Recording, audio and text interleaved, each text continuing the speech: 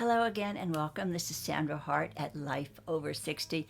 I just got back from my travels last night and I haven't even unpacked my bags.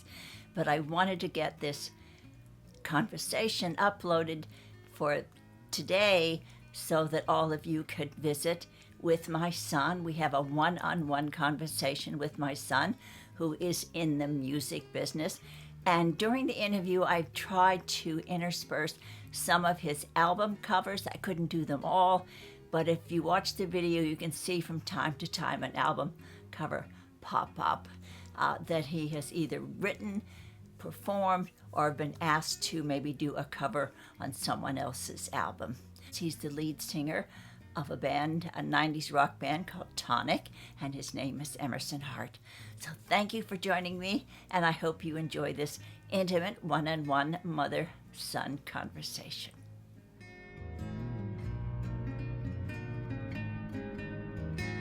Well, it's my last day here, Emerson. I hate to leave Nashville. It's been wonderful being with you and Heather and my grandchildren, Liam and Benjamin, and I hate to go, but South Beach calls. I have to get back to real life and get back to business. Mm-hmm. And you just got back from doing a show in, where was it, a state show in New York? State Fair, yeah. Oh, and it was great, Syracuse. I bet. Yeah, you had a big crowd there, I know. It was a very big crowd, lots of happy fans, lots of happy bands. And I heard you roll in at 1 o'clock in the morning, and then you got up in the morning to take the kids swimming. Yes. How do you do it? You know? You do it. You do it. It's, I'm lucky to have it. Yeah, I'm lucky to be a dad, so there's not a lot of complaining, unless it's among friends. And they're probably thinking something they don't know about you. You have a almost 16-year-old daughter. I do. And then late in life, not real late in life, but later on, you've got a 3-year-old and a little one that's, how old is he? 10 months old now. 10 months old. Mm-hmm. So you're like doing it over again. Yeah, I mean, it's true, but Lucy, your granddaughter, she was good training for sure. Yeah, and she loves her little brothers, so I can't ask for more on that, that's for sure. Well, a lot of people who watch this channel, they're very interested in you, and they always ask me, who inspired you to do music? Well, it was probably a combination of both. I mean, you had your old, late 60s classical guitar was always laying around the house. And, Brett, my oldest sister, mm-hmm. Was always listening to music. So there was always music in the house. So I think that I always loved music and I loved writing it. And, living with Grandma and Grandpa there for a minute, I loved just writing songs, as awful as they were.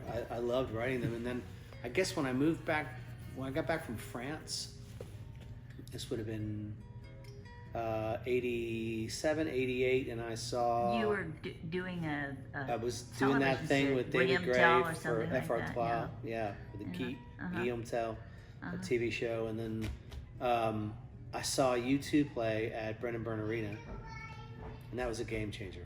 I thought, okay, this is what I want to do. This is 100% what I need and want to do. Well, what is your process like? I mean, when you write songs, what is it? Is it your inspiration from your life or things that you see around you? What actually inspires you in your songs? What's the inspiration? I don't know. It just shows up. I think just living life. I don't experience anything other than maybe traveling a little bit more than most people do. I mean, I just see something and it triggers something in my head, but I also read. I mean, I read a lot and mm-hmm. I look for inspiration in other people's stories. You have to kind of have your ear to the ground, and the muse just doesn't show up. You have to chase her. Since you had started, I think your first album was in what year? 1997? What was that? First record came out in 96. Yeah. 96, and that went multi-platinum. It did. Yeah. I think the biggest hit song that you had on that album was on the top of the charts for about a year or something. It was the most played song rock and pop radio for 2 years in a row.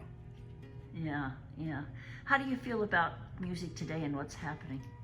You know, I think it's got its pros and its cons, just like it always did. I don't think that, you know, streaming has really hurt writers in many ways, and you know, living in Nashville, of course, a lot. Right. And even being a writer myself, I mean, they don't pay what they should be paying, and hopefully they'll fight to get that. You know, they're still paying writers on royalties from when it was sheet music from 1910. Yeah.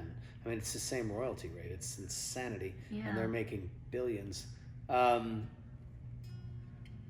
But I do like that the technology has exposed the light to more artists, and you can get to them quicker. I think that's a great thing. If you're a young artist starting now, you can really have access to so much great music and so much bad music too. But you know, that's one man's great song is another man's worst song. I mean, that's what art is.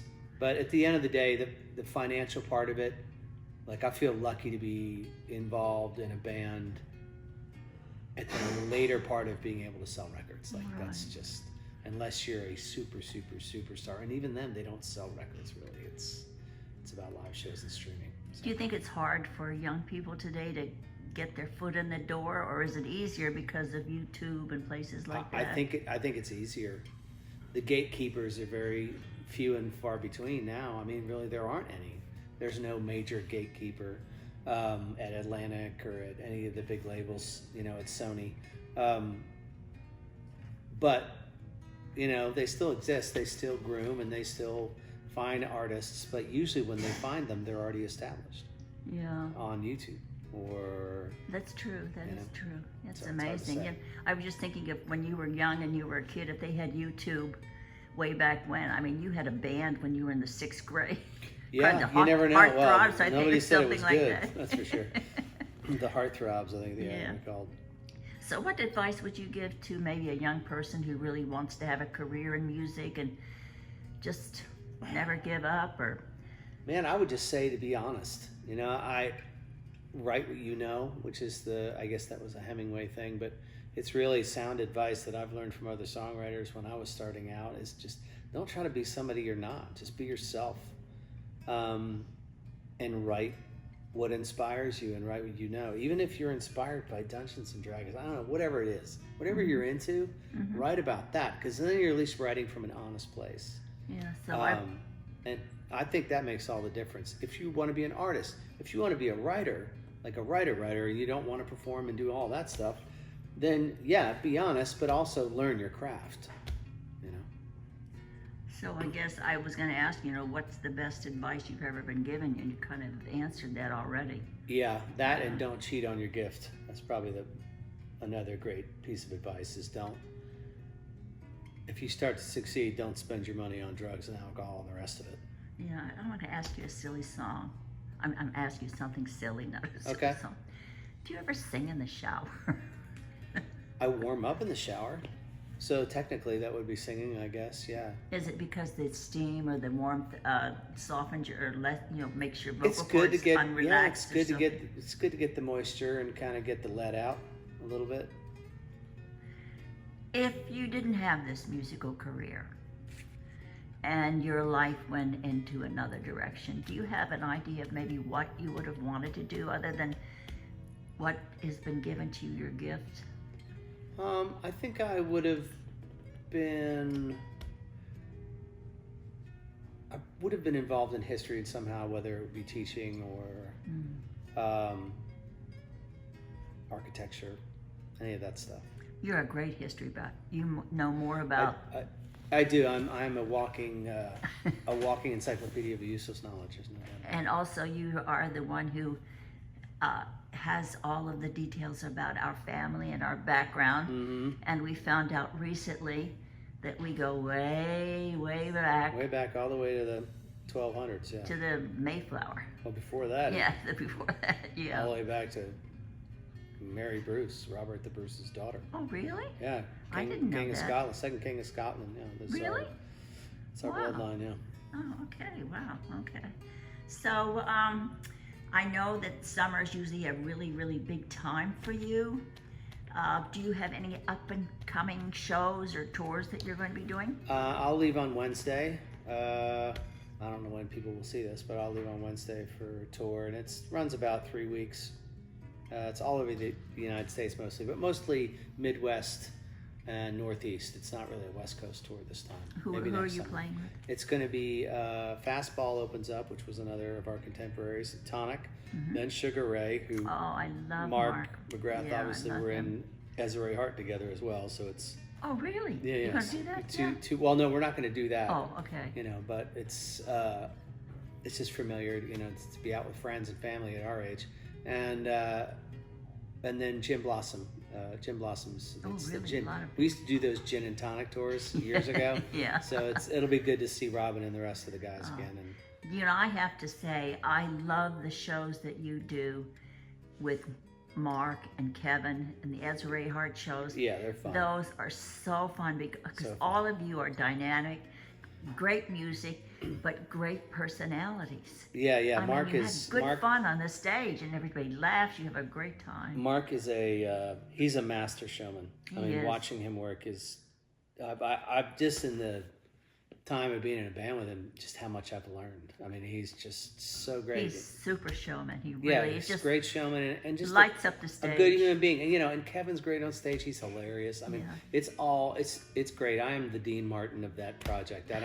I'm pretty straight on No, stage. you're funny. You're funny. It's a different kind of humor, but yes, I'm very happy that happened, and I'm happy to be in it. I know when you did the train cruise, that was the last cruise Arthur and I took, That's right. and you were there, and Mark pointed Arthur out in the audience that he was a World War II vet. They shone the spotlight on him. It was the highlight of his life, and that was just, we got off of that cruise, and then a month later, everybody was shut down with COVID. That's right. So it was right before COVID. But that was probably the highlight of the last part of his life. He was he deserved it. I mean, Mark loved him. He thought he was a hoot. Yeah, it was just really a lot of fun. Do you have anything else planned music-wise in the future? I'm gonna release a Christmas song. It looks like this year, which I've played for you. Yeah, and I have to tell everybody that Brett, your sister, big sister, and I were sitting here in the kitchen, and you told me about this, and you played that song, and I absolutely opened the floodgates. Yeah. I cried like a baby, Well- and my daughter cried. It's such a It's got an old timey feel. It's a Perry Como cover and a song called Toyland, which you hear every Christmas, but it kind of goes right by. Oh, but not this one. Go ahead. And I loved that song. I've always loved it. And man, I was just so we're gonna do that this year. We'll see how. I never released a Christmas song, so but at my age, I'm just like I just want to do whatever I want to do and see what happens. I'm not looking to reinvent the wheel, but the freedom to be. But Brett and I were talking, and we said, really, you should release some old standards. Did you ever think about that? I did, but man, it's hard to think about when you've got guys like Rod Stewart who killed him and just crushed it. I don't know how, and how I would pull that off to make it sound the way I would want it to sound, because like Michael Bublé does it, and he's fantastic, and he does it great. He is, yeah. And so I don't know. There's so much good music from the past that is so important to so many people. You don't have to just pick one genre. You could make it your own. Yeah. Or you could pick a genre and you could do more than one. Because I think if you, like Linda Ronstadt had success when she did that. I think she was one of the first people to do it. But she went out and then she did a record singing old Mexican folk songs. That record is so good. I know. And then she went on to do something. Then she did something else, and she was. I saw her biography, and she was constantly morphing and trying new things in her retirement, basically. Yeah. So, I mean, you're still working. She was much older than you when she did it, but she said because she did it because it was important to her and she has a fan base, and so you just have such a great voice that I don't think you should just, I think you should just figure it out and don't be afraid because there's room. Yeah. I don't know. I'd have to look at it, but there are a lot of songs. But it's like, what is the standard? Is it doing Wichita Lineman in my style? I mean, like, or is it going all the way back? You know, I don't. Well, I know that you at one time, and I'm sure you still are. You were a great big fan of Nat King Cole. Yes, still am a fan, huge fan. And I still, in the fall, I'll sit on our porch and I'll have a glass of wine and I'll listen to all those records. You know. Yeah. It's. I don't know. I'm just so proud of you, and your father was a very gifted tenor musician. He sang with the USO with Vic Damone in Germany during the Korean War, and so I think some of those genetics passed on to you, and he'll be very proud of you today. I would hope so. Hopefully. Yeah. Who knows? So is there anything else you kind of want to add to your fans? You've got a lot of them out there, because I've seen your concerts and you fill them to the rafters. So I'm just happy to be here. I don't, you know, I thank God every day that I still am able to do what I do and still have people that like seeing me do it. So thank you is all I can say.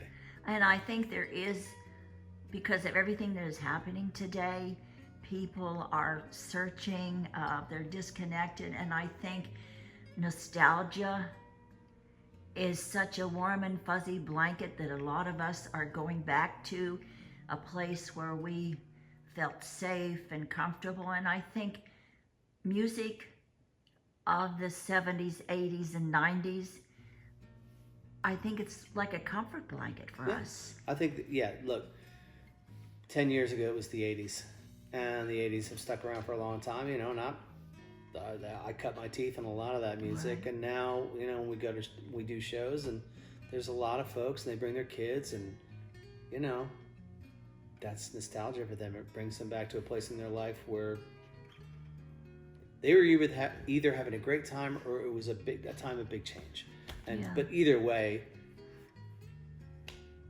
you know, I'm honored to do it. I mean, it's one thing that Mark and I always talk about. McGrath is like, dude, like we never forget what our job is. Yeah. Our job is to entertain people and to take them on a time machine, if that's what it is, to help them reconnect or feel or whatever that is, man. Like that's what life is. That's the thing. That's the vehicle that we should all be riding in, is the vehicle that brings us back to a place where we can feel something, you know? Yeah. And that's the honest to gosh truth. It is. It really is. I mean, there's no other way around it. If you write words, if you're a music writer, I don't care if you build houses, whatever it is, just do it honestly and do it well, you know? And you'll always have that in your back pocket to know that you're reconnecting people to something great, whether it's the roof they sleep under or the song they sing. I mean, that's what it is. That's the heart of it, for sure. Mm-hmm. And one thing about music, it's the universal language. It is. It is. We just can't forget about it. Wow. It's just awesome. I'm so proud of you, and I love my family here, my grandchildren, my daughter-in-law, and it's just been such a wonderful time for both Brett and I to come here to Nashville and to... Yeah, it's been a minute since, I mean, COVID kind of put a dent in all that, so I'm glad everybody was able to come up to Tennessee. Yeah, and you were such a big help to me with Arthur. I've talked about it with my... Yeah. My community knows what we've been through, and it was... that's hard. Quite a journey, quite an emotional journey, I think, for all of us in our family. So, anyway, thank you so much. People have been asking for this interview, and it's been a long time. What, 2016, I think. Probably. 16 or 17 was my last interview, so it was quite a while back. Yeah. I'll. Well, it's a rarity to have a quiet house, so That's true. I'm glad we got in it. Everybody's asleep, so that's why we have a little peace and quiet for. But I'm looking forward to this. Will you let us know when the Christmas song is released? Yeah, I'll let you know. I am so excited about this. You Yeah, know, it'll be fun. I'll be crying the whole Christmas season. Don't do that. Tears of joy. Please don't. Tears of joy. All right, thank you so much. I love you and so happy to be with you. And until we meet again. Until we meet again, Mom. Okay.